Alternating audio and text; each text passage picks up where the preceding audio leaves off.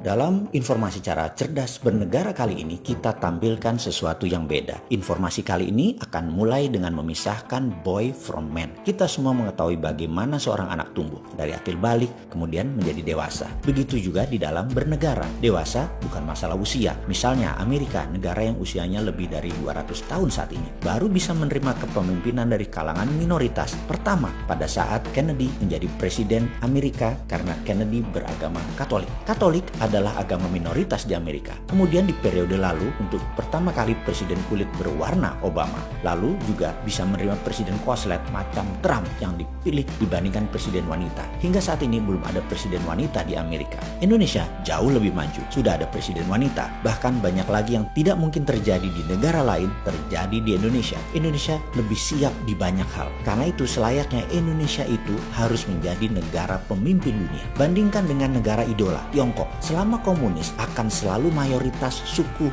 Han yang pasti-pasti jadi pemimpin. Catatan, negara Tiongkok tersebut baru terbentuk, People Republik tersebut belum ada 100 tahun. Kemudian sebuah prediksi gila dari si Sontoloyo ini yang berani mengatakan Tiongkok akan menjadi negara demokrasi terbesar di dunia, di mana di tahun 2030 ke atas Tiongkok akan mengadopsi demokrasi karena kalau tidak akan ditekan ekonominya oleh dunia. Akan ada pemilihan demokratis di tingkat wali kota dan gubernur di sebuah wilayah.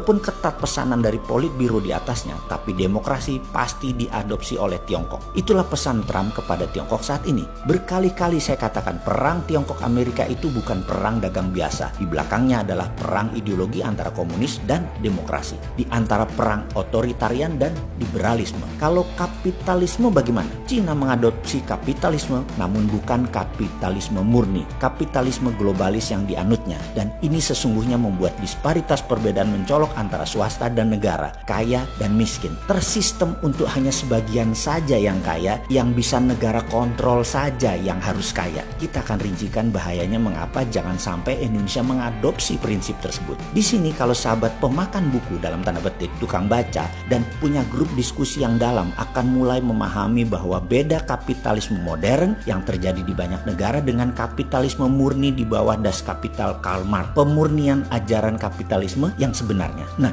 buku Karl Marx kan pegangan ideologi komunis. Itu kapitalisme murni. Pertanyaan sekarang, berapa kali kalian baca Das Kapital buku tadi? Belum pernah kok komen sih. Ilmu kok katanya sih. Kalau kelola negara mau memimpin rakyat, ilmu nggak boleh katanya. Ribuan buku hadir dalam 10 tahun terakhir harus Anda baca. Bahkan kehadiran buku baru tersebut aja, walaupun Anda baca nih ya, belum tentu bisa menganalisa mengapa ByteDance yang punya TikTok bisa meledak di dunia dan Zoom bisa menjadi pilihan dari ratusan aplikasi sejenis. Zoom tetap nomor 1. Kita akan menjelaskan secara detail ya, bagaimana TikTok diciptakan. Artificial Intelligence yang memacu adrenalin anak di bawah 25 tahun dipelajari 3 tahun secara mendalam sebelum membuat aplikasi selama 2 tahun sebelum diluncurkan 2 tahun yang lalu. Jadi sudah 7 tahun perjalanan panjang TikTok tersebut dengan mengubah atau bahasa sainsnya mengengineering minat seseorang. TikTok bukan memenuhi maunya pasar, tetapi pasar minatnya diubah sesuai maunya TikTok. Kehadiran TikTok mengagetkan Microsoft, mengagetkan dunia. Yang saat ini Microsoft menjadi leader di dunia teknologi. Mereka tidak paham mengapa TikTok bisa lakukan itu. Dan mereka ingin tahu bagaimana psychological engineering tersebut bisa dilakukan. Dan ini artinya bisa mengarahkan manusia nantinya kemana saja sesuai maunya platform. Sekali lagi, dulu bisnis itu create want,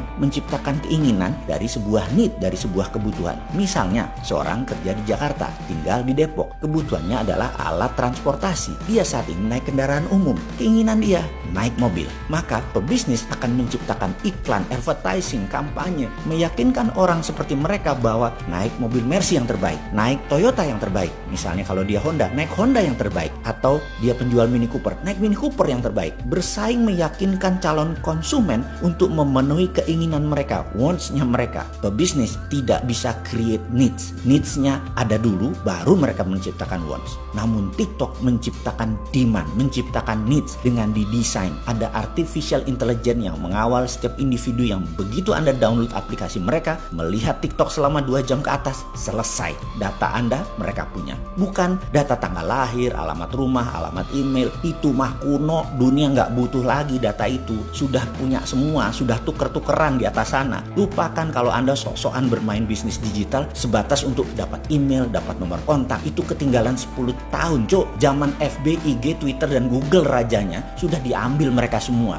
Sekarang yang diambil psychological faktornya seperti minat, passion, interest, fokus, harapan, impian, kemarahan, kerinduan, cinta. Semua kebaca. Oleh karena itu banyak negara TikTok dianggap alat intelijen, dan itu benar. Sayangnya ya, hal seperti ini di negara kita banyak yang nggak paham, termasuk pejabatnya, termasuk masyarakatnya. Ya karena nggak pernah baca buku, nggak pernah diskusi, nggak ada yang minat, dan itulah untungnya. Semua menjalankan bisnis, menjalankan kehidupan di Indonesia sederhana, persis tak berubah selama 20 tahun terakhir, atau bahkan mungkin 40 tahun terakhir, sama. Kembali ke tema di awal tentang kapitalisme. Kita akan purifikasi kapitalisme di Indonesia dalam pemahaman, agar jangan menjadi negara ke arah otoritarian dan elitis kapitalis ala komunis. Kita negara demokrasi Pancasila, bernegara ya ala Pancasila. Cocok dengan apa yang terlahir di atas bumi, kekayaan di dalam bumi Indonesia. Cocok dengan budaya ribuan tahun peradaban Nusantara tanpa perlu budaya impor. Semua terkandung di dalam ekonomi Pancasila, bernegara Pancasila. Karena ekonomi Pancasila adalah satu-satunya sistem yang menjalankan purifikasi kapitalisme. Ada yang minat lebih paham tentang beginian, yang akan membuat Indonesia menjadi man.